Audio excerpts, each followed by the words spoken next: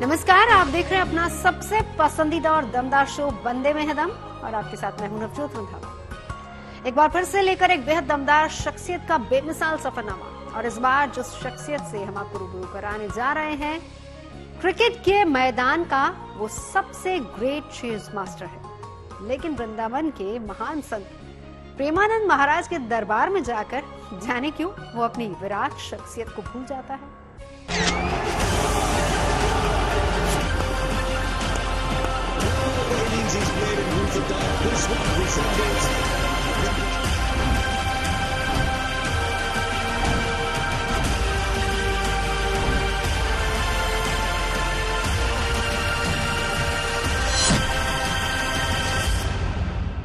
तो आप समझ गए होंगे कि इस बार की दमदार शख्सियत कोई और नहीं बल्कि चैंपियंस ट्रॉफी 2025 में टीम इंडिया के लिए फाइनल का टिकट कंफर्म कराने वाले विराट कोहली हैं।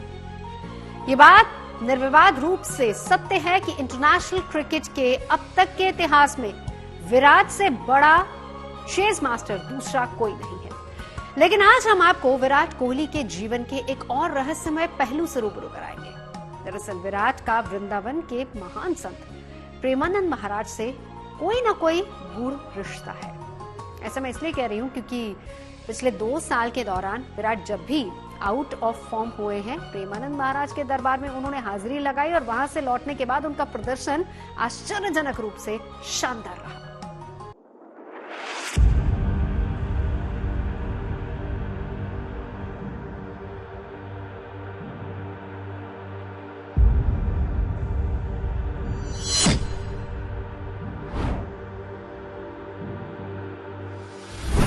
कर्म और कामयाबी का रिश्ता शाश्वत है।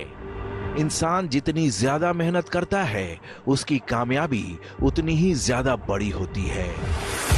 इंसान जितना ज्यादा अभ्यास करता है उसकी उपलब्धि उतनी ही विराट होती है। पर क्या कामयाबी या उपलब्धि सिर्फ मेहनत और अभ्यास से साध्य ही है या कि इसके पीछे कोई और गूढ़ या सूक्ष्म तत्व की भूमिका होती है? क्रिकेट जगत के सबसे विराट चेज मास्टर कोहली के पिछले 2 साल के क्रिकेट करियर का अगर आप गूढ़ तात्विक अवलोकन करेंगे तो कुछ चौंकाने वाले तथ्य आपके मन मस्तिष्क में तैरने लगेंगे। दरअसल क्रिकेट के मैदान में पिछले 2 सालों से विराट कोहली के प्रदर्शन का वृंदावन के पारमार्थिक संत प्रेमानंद महाराज से एक अव्यक्त अबूझ कनेक्शन सबको हैरान कर रहा है।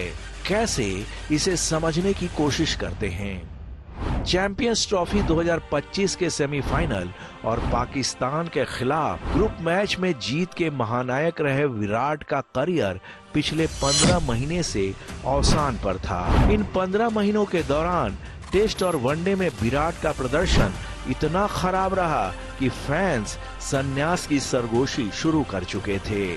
मुसलसल मेहनत और जीतोड़ अभ्यास के बाद भी लगातार असफलता ने जब विराट का पीछा नहीं छोड़ा तो उन्हें एक बार फिर सुध हुई श्रीधाम वृंदावन में रहने वाले सनातन के संत प्रेमानंद महाराज की। 10 जनवरी 2025 को विराट अपनी पत्नी अनुष्का, नन्ही वामिका और नन्हे अकाय के साथ पहुंच गए प्रेमानंद महाराज की कुटिया में। कुटिया में पहुंचकर विराट प्रेमानंद के सामने अपनी पत्नी अनुष्का के साथ पूरी तरह दंडवत हो गए। आपका सत्संग सुनते हैं? ठीक हो आप? मन प्रसन्न है?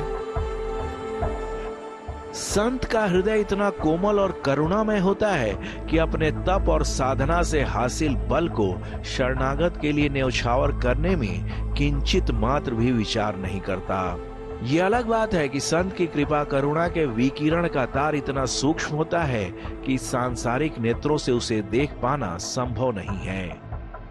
हम साधन परिवार सहित शरण में आए विराट का प्रेमानंद महाराज ने यूं तो व्यवहारिक मार्गदर्शन ही किया, पर इन व्यावहारिक बातों के पीछे छिपे गूढ़ संकेत को विराट ने आत्मसात कर लिया। प्रेमानंद महाराज के हृदय से कृपा करुणा की जो अगोचर बारिश विराट कोहली पर हुई, उसका गोचर दर्शन दुनिया ने 24 फरवरी को दुबई के इंटरनेशनल स्टेडियम में किया, जब पाकिस्तान के खिलाफ ग्रुप मैच में नाबाद शतक लगाकर उन्होंने टीम इंडिया के लिए सेमीफाइनल का टिकट कंफर्म कर दिया।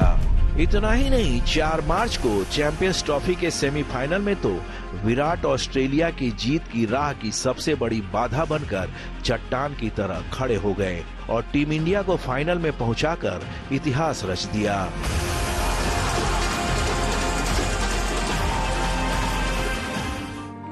दरअसल 10 जनवरी को प्रेमानंद महाराज से मिलने के बाद से ही विराट अपने भीतर नई चेतना, नई ऊर्जा महसूस कर रहे हैं। प्रेमानंद महाराज की तात्विक वाणी उनके दिलो दिमाग में प्रेरणा बनकर अनुगुंजित हो रही है।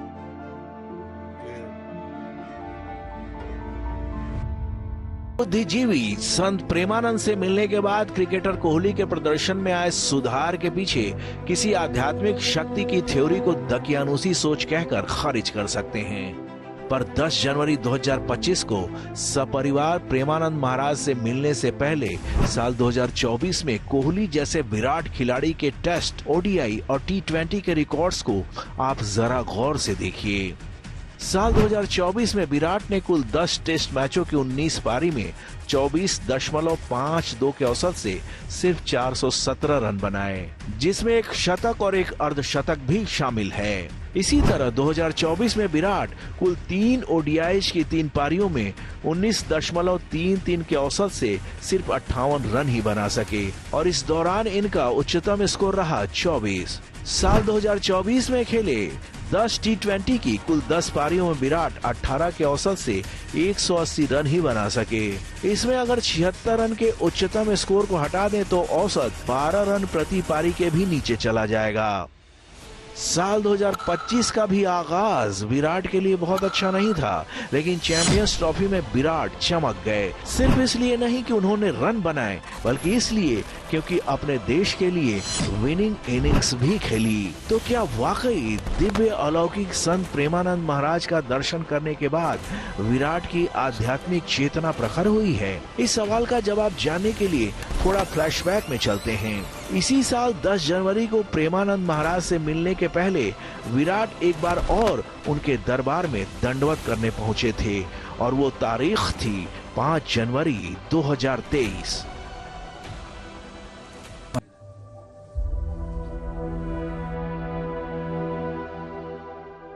इस मुलाकात से पहले साल 2022 में विराट का प्रदर्शन साल 2024 की ही तरह बेहद निराशाजनक रहा था, लेकिन 5 जनवरी 2023 को प्रेमानंद का दर्शन, इसमें कुल 24 वनडे पारियों में कोहली ने 72.5 के औसत से 1377 रन ठोक दिए, जिसमें उनके 6 शतक और 8 अर्धशतक शामिल हैं।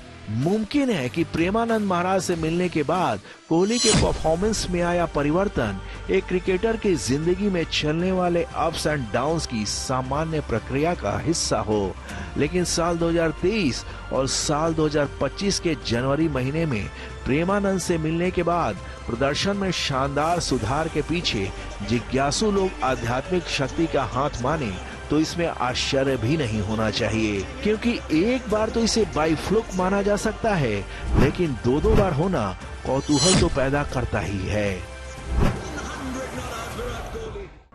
विराट कोहली शादी से पहले बिल्कुल आस्थावादी नहीं थे, लेकिन अनुष्का शर्मा से शादी के बाद उनके जीवन में अविश्वसनीय बदलाव आया। शादी के बाद विराट आश्चर्यजनक रूप से आध्यात्मिक होते जा रहे हैं। सनातन धर्म के तमाम सिद्ध स्थानों के अलावा त्यागी, तपस्वी, साधु संतों के दरबार में जाना उनकी जिंदगी का एक अहम हिस्सा बन गया है।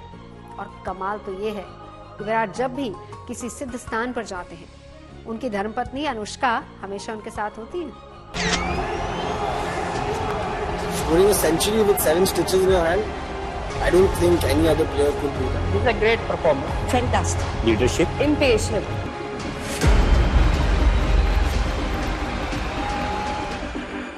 रिकॉर्ड्स के आईने में बल्लेबाजों के प्रदर्शन के इतिहास के पन्नों को अगर पलटेंगे तो आपको सर डॉन ब्रैडमैन से लेकर सचिन तेंदुलकर तक कई युगांधर दिख जाएंगे, लेकिन विजय यानी जीत के दर्पण में बल्लेबाजों का रिकॉर्ड्स खंगालेंगे तो कोहली से विराट बल्लेबाज आपको क्रिकेट के अब तक के इतिहास में दूसरा नहीं मिलेगा, क्योंकि रनों का पीछा करते हुए कोहली अक्सर अपने विराट स्वरूप में आ जाते हैं।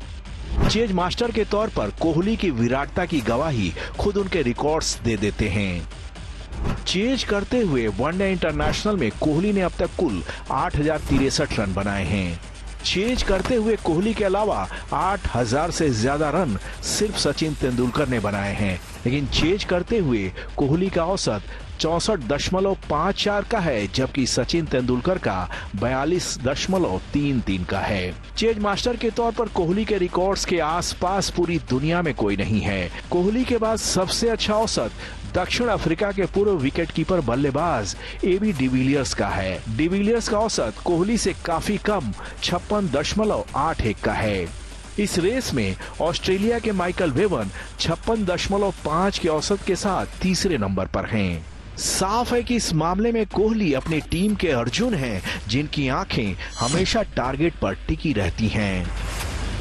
He is an absolute street fighter, this bloke. He really is. I mean, that's why he's so brilliant in run chases in one-day cricket for India, because he sees that target and it's like, over my dead body, I'm going to get that target.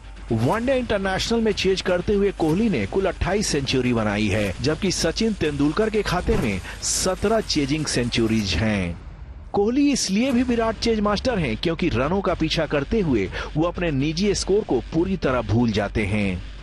Kohli ने champions trophy 2025 के final से पहले खेले अपने 301 one day match की 289 पारियों में 58.11 के औसत से कुल 14,180 रन बनाए हैं, जिनमें से 5,870 रन सिर्फ सिंगल से आए हैं।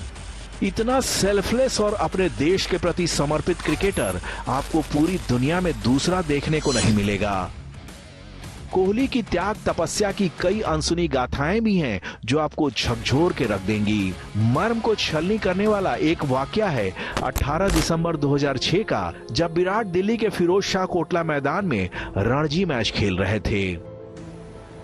दिल्ली और कर्नाटक के बीच रणजी मुकाबले के दौरान 18 दिसंबर 2006 को विराट 40 रन बनाकर नाबाद पवेलियन लौटे थे और अगले दिन दिल्ली को फॉलोअन से बचाने के लिए उन्हें मैदान पर उतरना था। लेकिन उसी रात को 2 बजे उन्हें बेहद दुखद खबर मिली कि उनके पिता का ब्रेन स्ट्रोक से निधन हो गया है। 17 साल के विराट के सामने जीवन का सबसे बड़ा धर्म संकट था। पिता की अंत्येष्टि में जाएं या अपनी टीम को फॉलोअन से बचाएं। लेकिन भारी मन से विराट 19 दिसंबर को मैदान पर उतरे और 90 रनों की पारी खेलकर अपनी टीम को संकट से उबार लिया। हालात की ये क्रूर बेरुखी विराट की जिंदगी की सबसे बड़ी प्रेरणा बन गई। एक इंसिडेंट ऐसा हुआ मेरी लाइफ में जब मैं 17 साल का था, when my father passed away and I had to go out and play a match for Delhi, और वो मैंने किया और उसके बाद मुझे समझ आया कि कितनी इम्पोर्टेंस है मेरे स्पोर्ट की मेरी लाइफ में। और मैं नहीं चाहूँगा किसी के साथ ऐसा हो, लेकिन मेरे लिए वो एक इंस्पिरेशन बना और उसके बाद मुझे विजन मिला कि मैं क्या करना चाहता हूँ लाइफ में। That was the day when I swore to myself that I'm going to play for India and I'm going to be as successful that I can.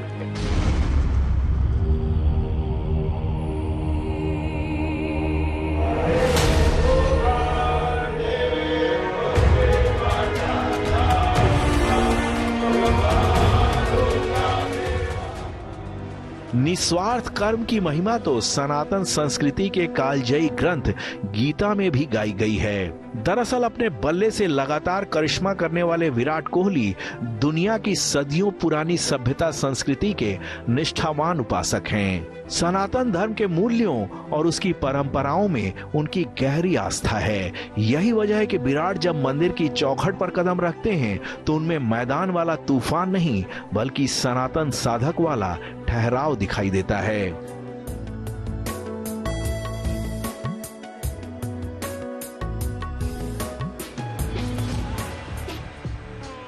3 मार्च 2023 को विराट अपनी धर्मपत्नी अनुष्का के साथ महाकालेश्वर के दरबार में पहुंचे तो उनका समर्पण, उनका पहनावा और कलेवर देखकर यकीन करना मुश्किल हो गया कि ये वही विराट हैं जो क्रिकेट के मैदान में अपने बल्ले से कोहराम मचा देते हैं। माथे पर त्रिपुंड, गले में रुद्राक्ष की माला और बदन पर परंपरागत भारतीय पोशाक धोती। कुल मिलाकर विराट महाकाल के दरबार में एक युवा सन्यासी की तरह निखरे निखरे नजर आ रहे थे। विराट कल सुबह 4 बजे अपनी पत्नी के साथ महाकाल की भस्म आरती में शामिल हुए। उसके बाद महाकाल का पंचामृत अभिषेक किया। इस दौरान हल्के गुलाबी रंग की साड़ी में लिपटी उनकी पत्नी अनुष्का भी महाकाल के ध्यान में लीन नजर आईं।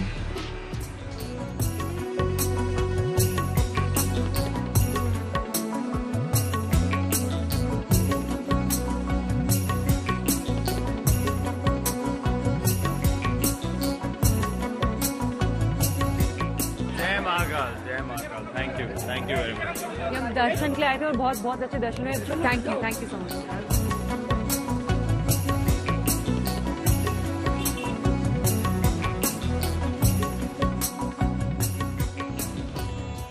महाकालेश्वर के दरबार में हाजिरी लगाने से पहले विराट 4 जनवरी 2023 को अपनी पत्नी अनुष्का और बेटी वामिका के साथ भगवान कृष्ण की परम पावन लीला भूमि वृंदावन स्थित नीम करौरी बाबा के आश्रम पहुंचे और वहां बाबा की समाधि पर माथा टेका था।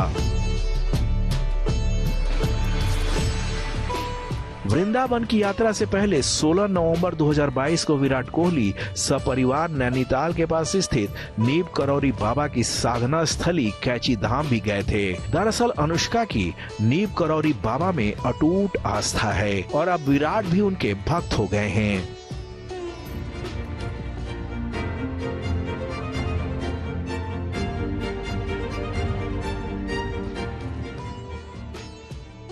गजब का इत्तेफाक ये है कि अनुष्का शर्मा शादी के पहले से ही सनातन दर्शन के प्रति निष्ठावान रही हैं। साल 2017 में शादी से ठीक पहले वो विराट के साथ ऋषिकेश स्थित दयानंद महाराज के आश्रम में गई थी। तब विराट अनुष्का काफी देर वहां रुके थे।